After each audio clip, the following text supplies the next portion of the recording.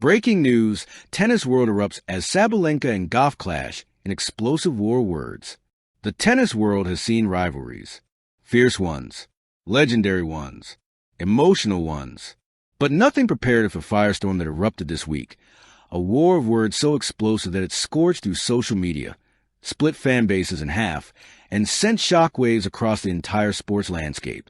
Aryna Sabalenka versus Coco Gauff. Two titans of modern tennis. Two warriors who have battled through finals, semifinals, heartbreaks, and historic moments.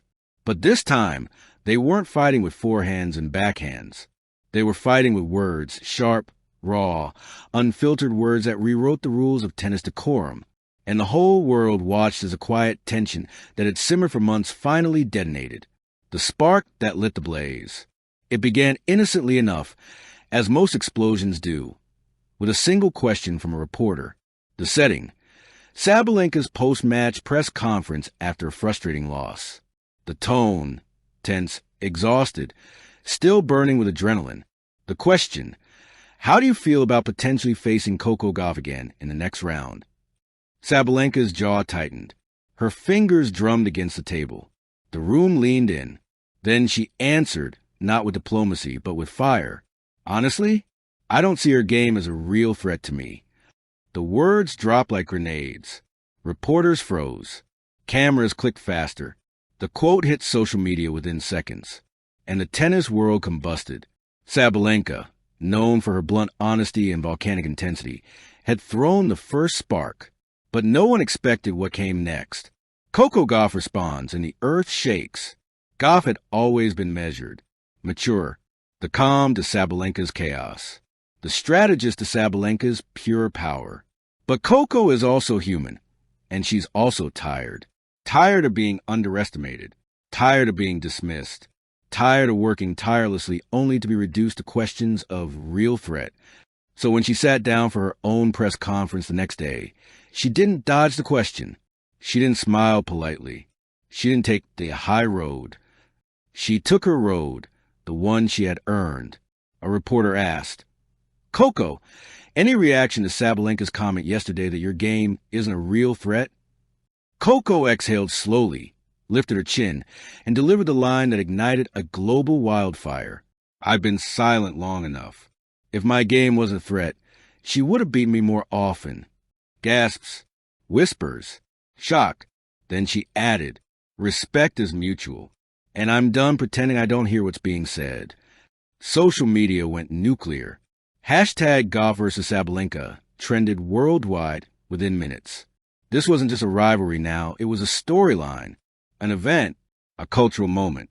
The tennis world reacts, chaos, commentary, and controversy. Commentators scrambled to weigh in. Fans took sides like it was a global election. Some backed Gauff fiercely. She's right to stand up for herself. Sabalenka started this. Coco just finished it. About time someone clapped back. Others defended Sabalenka. She's emotional. She didn't mean it. Coco overreacted. Aryna always speaks her mind. That's her personality. But no matter the opinion, everyone agreed on one thing. This rivalry had entered a new dimension, one that felt bigger than sports. Past champions weighed in. Sports psychologists weighed in. Even celebrities who had never watched tennis before weighed in. The tennis world didn't just erupt. It practically melted. Inside the locker room, tension you could cut with a racket. Sources from inside the players' area described the atmosphere as radioactive. Players whispered. Coaches kept glancing over their shoulders. Even physios pretended not to overhear conversations. One player reportedly said, "Everyone's walking on eggshells. You can feel the tension in the walls." Another added, "We all know Coco and Aryna respect each other as athletes, but personalities? Oil and water." Gauff remained composed, though more focused than ever. Her practices became quieter, sharper, more intentional. Every swing delivered with purpose. Sabalenka, meanwhile, trained with rage-fueled intensity, blasting serves at full force, hitting forehands like sledgehammers. This wasn't just preparation for a match. It was preparation for war. Why this war words hit so deep. Rivalries in tennis aren't new. Federer versus Nadal, Serena versus Sharapova, Djokovic versus everyone at some point. But this one hit differently, and for one reason. It wasn't about ego. It was about identity. For Sabalenka, she felt cornered, criticized, scrutinized. She wanted to reclaim her voice, her dominance, her explosive persona.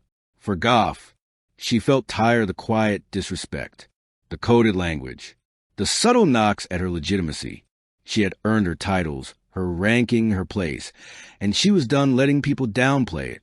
This wasn't about tennis. This was about boundaries, about respect, about voice. And both women had reached their limits. The rematch no one expected, but everyone wanted. The tournament bracket brought the twist of the century. Gauff and Sabalenka were headed straight for a semifinal collision. The match instantly became the most anticipated event of the year. Tickets sold out. Security increased. Commentators rehearsed dramatic introductions. The arena hadn't even opened, and crowds were already chanting. Reporters joked that the atmosphere felt like a boxing title fight disguised as a tennis match. Sabalenka entered with a glare. Gauff entered with cold focus. When they met at the net for the pre-match coin toss, neither smiled. Neither blinked. Neither looked away. This wasn't personal. This was principle. The match begins, and the tension is unbearable. From the first point, it was clear this was not a tennis match. This was a confrontation. Sabalenka opened with a 125 miles per hour serve, a declaration. Gauff returned it with a laser backhand winner, an answer. Crowds roared. Commentators could barely speak. Fans clutched their chests. Every point was a message. Every shot carried history. Every rally was a dialogue of pride, anger, ambition, and defiance. Sabalenka hammered winners. Gauff defended like a wall. Sabalenka screamed after points. Gauff stared unbothered. It was fire versus ice. Storm versus steel. Emotion versus precision. The turning point, a moment that defined them both. Midway through the second set, with the match deadlocked, something remarkable happened. What this clash truly represents. This wasn't just about Sabalenka's remarks. It wasn't just about Coco's response. It wasn't even about the match. It was about something much bigger. Two women fighting not just each other, but the expectations placed on them. Sabalenka fought for emotional honesty. Gauff fought for respect and recognition. Both fought to be understood. Both fought to be heard. And somewhere in the chaos, they found something rare. Mutual truth. The aftermath. Tennis will never forget this week. In interviews afterward, Sabalenka said, "I speak with emotion, sometimes too much. But Coco, she showed who she really is today, a fighter." Coco said, "We're competitors, but we're also humans. I said what I needed to say, and I'm glad I stood up for myself." The world applauded both, and fans agreed. This rivalry wasn't toxic. It was electric. It was real. It was necessary. Because rivalries like this give tennis life, soul, identity. And this one might be the greatest of this generation. Thank you for watching. Please don't forget to hit the subscribe button, like, and share. Till next time.